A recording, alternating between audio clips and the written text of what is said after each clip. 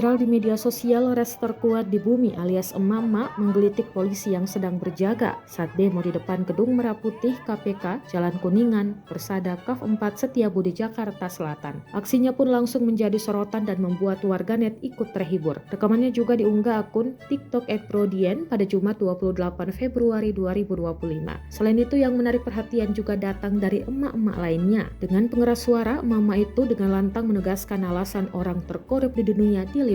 Sebelumnya diketahui puluhan orang yang mayoritas terdiri dari mama menggelar demo dengan tema Adili Jokowi.